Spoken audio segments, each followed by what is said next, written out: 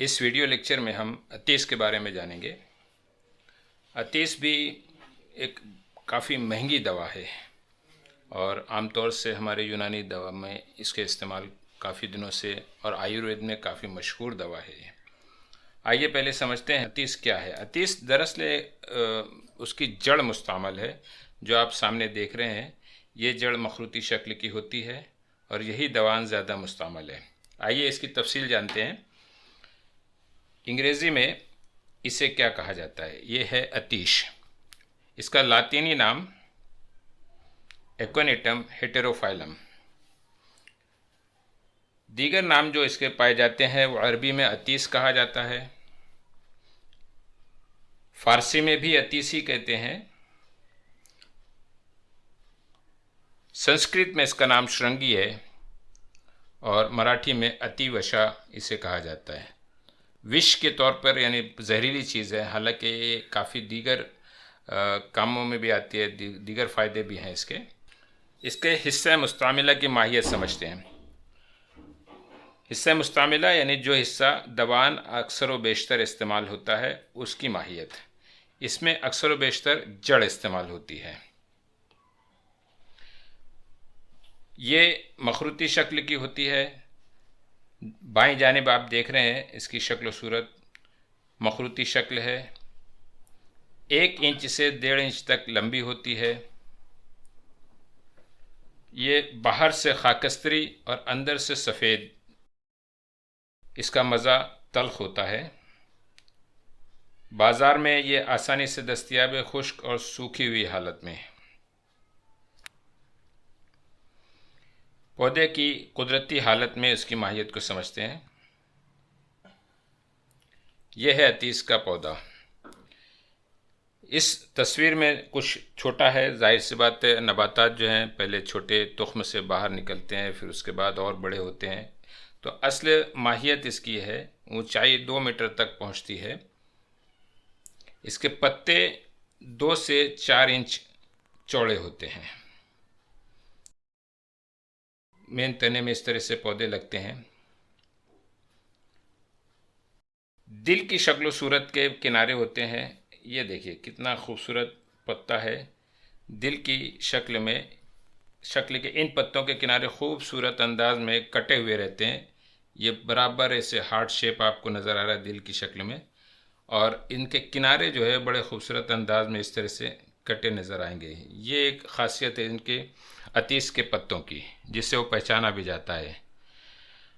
आइए हम वापस चलते हैं थोड़ा सा माहियत के बारे में। ऊंचाई 2 मीटर के 2 से 4 इंच के पत्ते और दिल की शक्ल के इन पत्तों के किनारे खूबसूरत अंदाज में कटे हुए होते हैं। फूल कैसे होते हैं? आइए फूल के बारे में जानते हैं। ये है फूल। उसकी मेन जो ख़ास तना होता है उसके सिरे पर ये फूल लगते हैं। गुच्छों में नीले या नीलगू रंगत के होते हैं और इनकी शक्ल जो है बड़ी खूबसूरत होती है। बल्कि आप अगर गौर करें यहाँ पर इस तस्वीर में तो ये हुडेड है, यानी आपको ऐसे जैसे हुड होता है, कैप होती है, इस तरह से ये कैप के अंदाज में इसके सिरे और फूल की शक्ल सूरत है। असल तने के सिरे पर ये फूल लगते हैं। फल क्या होते हैं? फल, इसमें फलियां लगती हैं।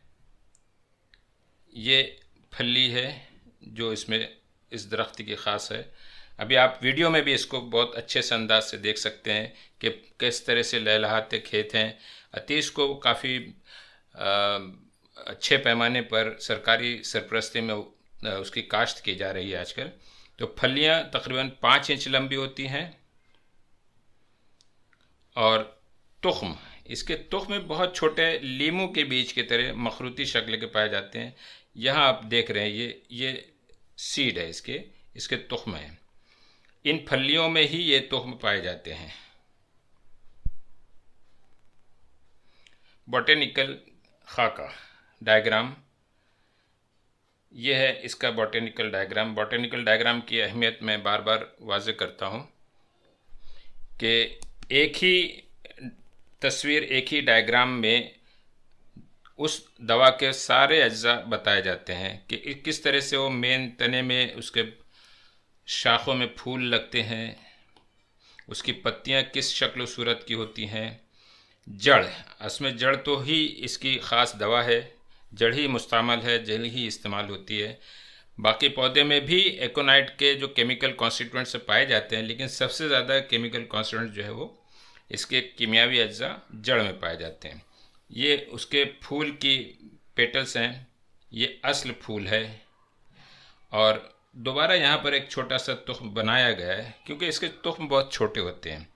तो ये नबाती खाके में आपको सारी चीज़ें मिल जाएगी, पत्तियों की शक्ल सूरत, फूल की कैफियत, तुख्म और जड़। यह है नबाताती खाका। भारत में ये कहाँ पाए जाते हैं? असल में इसकी तशरीह या इसके इलाके जो बताए गए हैं वो हिमालयाई इलाके में पाए जाते हैं, इंडस इलाके से लेके कुमायूं तक। अब आम तौर से हम नहीं जानते इंडस और कुमायूं कहाँ है, ये मैंने वाज़े करने की कोशिश की है।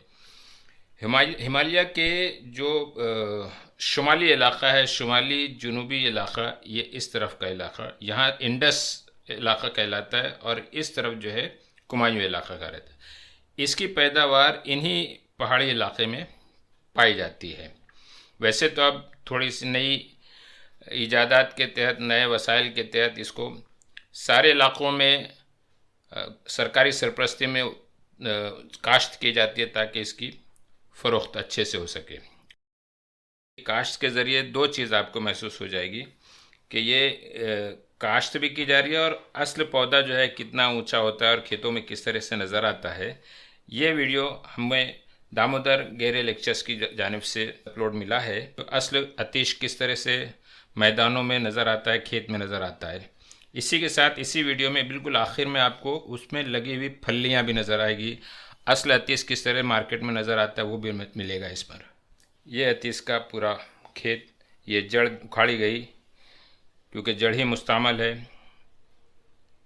ये हैं वो जमाशुदा अतीस की जड़ें और इस तरह से बिल्कुल आखिर में देखो ये फलियाँ लगी हुई। काश्त के बारे में मैं अभी तफसील से वीडियो भी बताया और बताया कि किस तरह से हिमालय की वादी में सरकारी सरपरस्ती में ये की जाती है। साइंसी तहकीकात में पाई गई दवाई खसूसियात और कुदरती अद्वियात के डिमांड के मद्देनज़र अब अतीस की काफ़ी अच्छे और बड़े पैमाने पर काश्त की जाती है।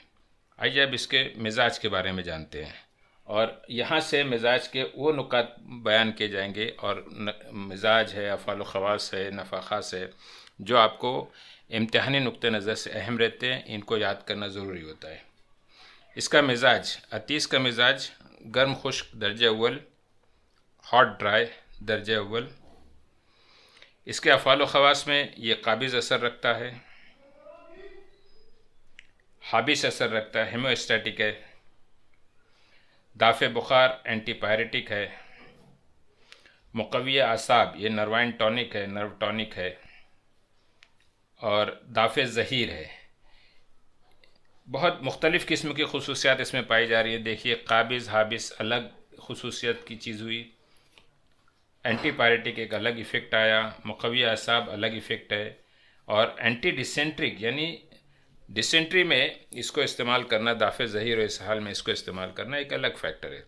इस तरह से कुदरत ने एक ही दवा में कितने किस्म के ख़वास जमा कर दिए हैं। तो पहला काबिज़ एस्ट्रिंजेंट इफ़ेक्ट, हाबिस हेमोस्टेटिक इफ़ेक्ट, दाफ़े बुखार एंटीपायरेटिक और मुक़व्वी आसाब यानी नर्वाइन टॉनिक के तौर पर, और दाफ़े ज़हीर यानी एंटी डिसेंट्रिक के तौर पर। इन्हीं खसूसियात की बिना पर इनको कहाँ कहाँ हम इस्तेमाल करते हैं और किस तरह इस्तेमाल करते हैं वो आगे।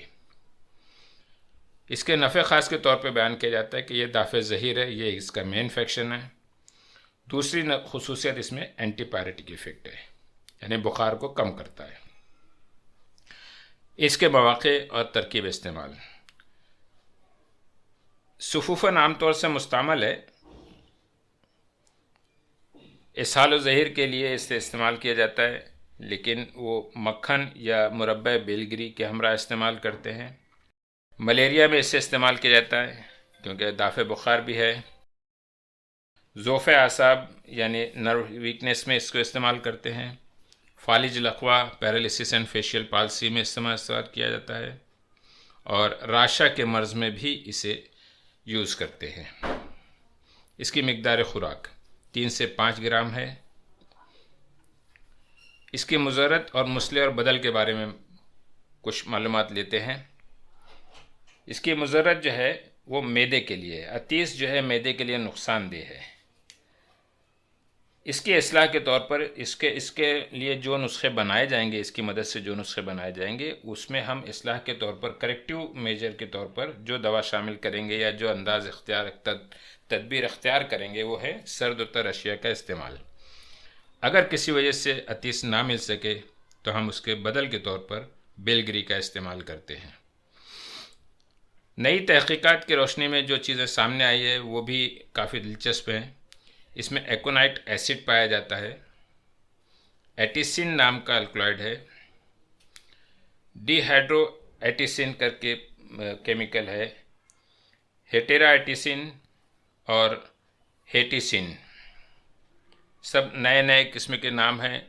इन तहकीकात को लिखना एग्ज़ाम के पॉइंट ऑफ व्यू से कोई बहुत ज़रूरी नहीं है, लेकिन कुछ चीज़ें ख़ास जैसे एकोनाइट है, एटिसिन है, ये चीज़ें लिख दें तो उसमें और अच्छा इम्प्रेशन आता है। मार्केट में कौन कौन से मुरक्कबात अवेलेबल हैं अतीसिन के? अतीस के मुरक्कबात जो मिलते हैं वो है माजून जोगराज गोगुल, बवासीर, माजून बवासीर, बवासीर के लिए, माजून यदुल्लाह और माजून मरहुल अरवाह।